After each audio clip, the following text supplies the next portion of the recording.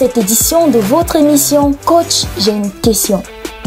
Comment bien gérer les conflits entre camarades de classe? Le coach Valère Foulami nous apporte des éléments de réponse. Bonsoir à tous et bienvenue dans notre émission Coach, j'ai une question. Notre émission dédiée aux étudiants, aux élèves, dans le but de les accompagner dès l'entrée en milieu scolaire jusqu'à l'insertion socio-professionnelle en faisant chacun leur leader transformationnel.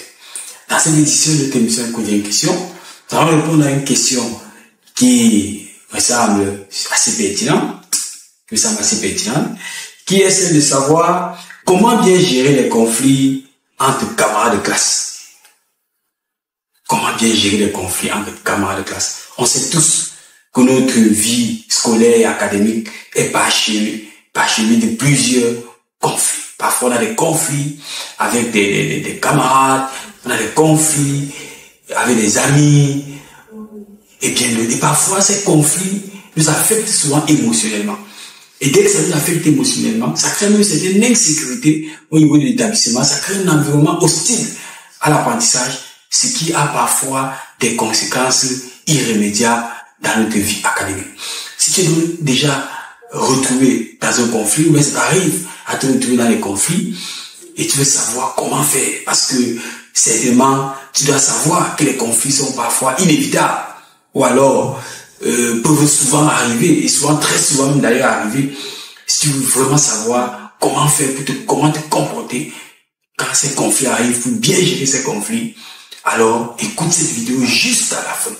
Donc, si tu es nouveau sur notre chaîne YouTube, je t'encourage à t'abonner immédiatement, à cliquer sur la cloche de notification pour ne rien rater de toutes les vidéos que nous allons mettre à votre disposition pour vous accompagner dans votre processus académique. Donc vous vous abonnez, tu t'abonnes, tu cliques sur la cloche de notification. Et si pendant la vidéo, tu veux nous faire partager aussi ton avis, ton expérience, alors n'hésite pas à le faire en commentaire, afin que nous puissions également être édifiés, afin que tous ceux qui nous suivent puissent également être édifiés. Tu désires intégrer une grande école, une faculté telle que Polytech, FASA, École des Travaux, IUT, École de Poste, Faculté de Médecine, ESTIC, IDE et bien d'autres? Rejoins Leaders Corporation, nous sommes la garantie d'une préparation optimale avec une méthode testée et prouvée depuis les 12 dernières années. Inscription déjà en cours, date de début 3 juin 2024. Rendez-vous dans tous nos centres partout au Cameroun. Comment bien gérer ces conflits? Déjà, nous tenons à rappeler que la bonne gestion des conflits qui peuvent arriver, qui arrivent d'ailleurs souvent entre les camarades de classe, entre les amis, permettent de maintenir un environnement propice à l'apprentissage. Donc quand on est en conflit avec son camarade de classe, qu'on a un conflit avec son camarade de banc, qu'on a un conflit avec son ami, cela peut suffisamment affecter nos études. C'est pour ça que nous avons décidé de consacrer cette vidéo pour vous donner quelques éléments, notamment 7 éléments qui vont vous permettre de bien gérer les conflits. La première chose qui est nécessaire lorsque vous voulez vraiment gérer le conflit, c'est que vous devez être intentionnel, les amis. Donc je veux vraiment vous encourager. Les conflits, ça arrive souvent, vous voyez, même à la maison, entre les frères, entre les sœurs, parfois même nos parents ont des conflits. Donc avoir un conflit, ce n'est pas forcément une fatalité. Donc je voulais encourager quelqu'un qui a un conflit avec son camarade, que ce n'est pas une fatalité. Ce n'est pas une fatalité d'être en conflit avec un camarade. Mais il faut être intentionnel. Il faut chercher la solution parce que personne n'est gagnant lorsqu'on est en conflit. Et le premier élément, c'est que vous devez créer un climat de communication ouverte, calme et respectueuse. C'est-à-dire que vous devez créer un environnement où vous causez de façon calme, de façon ouverte. C'est-à-dire que vous ne cachez rien. Vous déversez votre cœur. Et surtout, de façon respectueuse. Vous ne devez pas mépriser l'autre dans le conflit. Vous ne devez pas manquer de respect à l'autre dans le conflit. Ça, c'est la première base. C'est qui est comme, disons, un tapisser le sol pour la résolution du conflit que vous avez. Le deuxième élément qui est également important,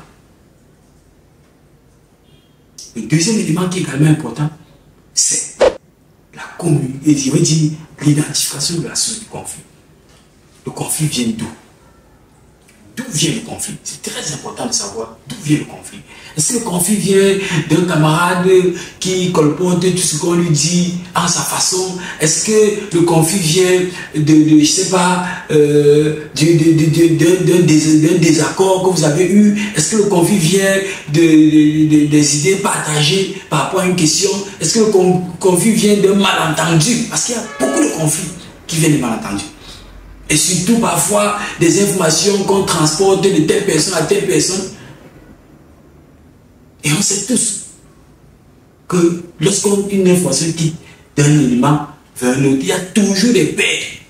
Ça veut dire que l'information qui arrive n'est jamais fidèle. Ça peut être la source du conflit. Donc vous devez identifier clairement quelle est la source du conflit. Et cela doit tout se faire dans un environnement d'ouverture, de calme et de respect.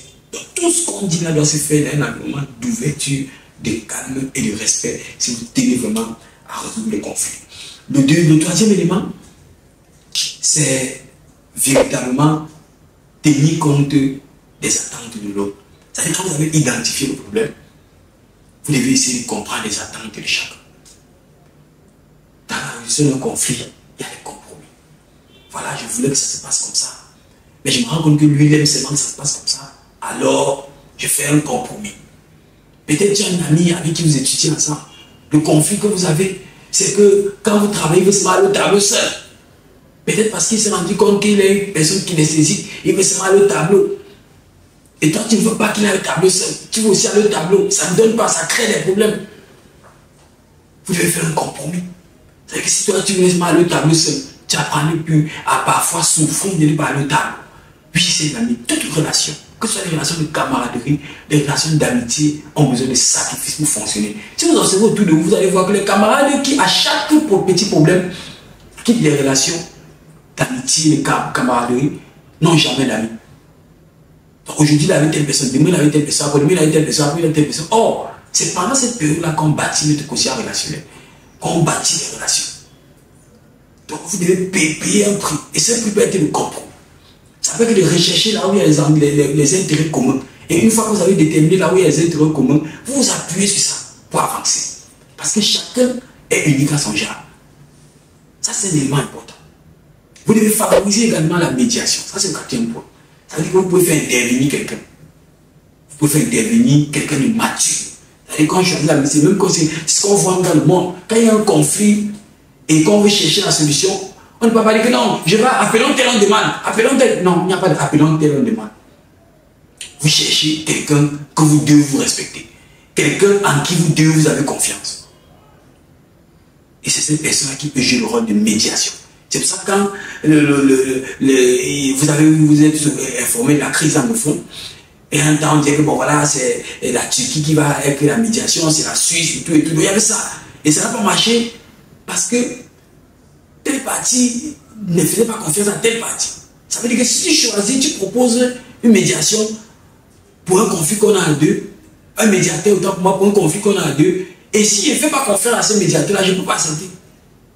Donc, mais vous devez favoriser la médiation, trouver les personnes qui peuvent être médiateurs. Ça peut être des enseignants, ça peut être un enseignant général que vous aimez beaucoup, ça peut être un enseignant que vous tous vous aimez, ça peut être, si vous êtes peut-être en troisième, un camarade terminal que vous respectez, ça peut être ça, mais ça peut être quelqu'un de mature et de sérieux.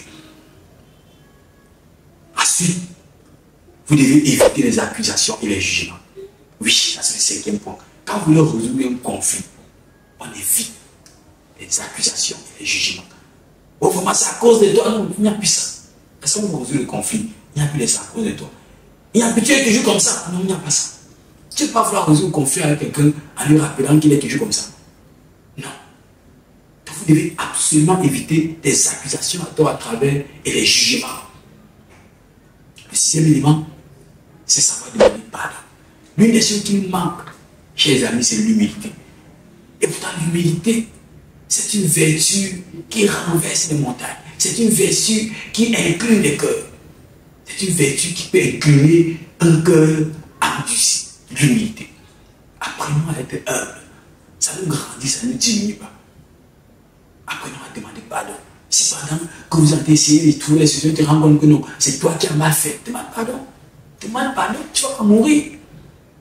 Même si après tu demandes pardon, on se moque de toi. Sache que l'humilité, c'est une vertu que lorsque tu es calme, véritablement, tu attires les toi les bonnes personnes, tu attires les toi les hommes positifs et tu attires les toi les succès. Donc même si ton humilité te crée des humiliations, sois calme. La fin te donnera raison. Donc apprenons à demander pardon. Apprenons à demander pardon. Et enfin, quand on a eu un conflit, on tire des leçons pour que les prochaines fois, on ne se retrouve dans ce conflit. Peut-être que vous avez eu le conflit parce que tu as mis ta bouche dans les choses qui ne te concernaient pas. Prochainement, tu mets ta bouche dedans. Peut-être que vous avez eu le conflit parce que tu as voulu imposer ta façon de faire à ton camarade ou à ton ami. Évite. Toi et moi, nous savons que lorsqu'on est en conflit avec les gens qui comptent pour nous, on dort mal, on est mal à l'aise, on est affecté sur le plan émotionnel. Donc ça ne sert à rien de jouer au dur et de ne pas vouloir te lancer intentionnellement dans la résolution du conflit avec calme, ouverture, respect et humilité. Donc si tu es dans cette situation, réécoute cette vidéo autant de fois qu'il faut. Mets en pratique méticuleusement les éléments qui sont mis ici. Et je crois que quel que soit le conflit que tu as, si vous voulez sortir de ce conflit, alors vous allez y parvenir. Mais si nous avons écouté, si tu viens d'arriver, abonne-toi immédiatement. Si tu ne l'as pas encore fait, clique sur la cloche de notification. Partage la vidéo, ça peut aider à résoudre les conflits que nous avons tous les jours qui transforment nos établissements en des rings de boxe, en des rings de destruction émotionnelle. Cette vidéo pour nous aider à sortir définitivement de la situation. Merci de nous avoir écoutés et rendez-vous dès demain 19h pour notre prochaine émission. Coach, j'ai une question. Nous espérons que vous êtes satisfaits. N'hésitez pas à vous abonner sur toutes nos plateformes et à nous présenter toutes vos préoccupations. Rendez-vous demain soir dès 19h pour une nouvelle émission.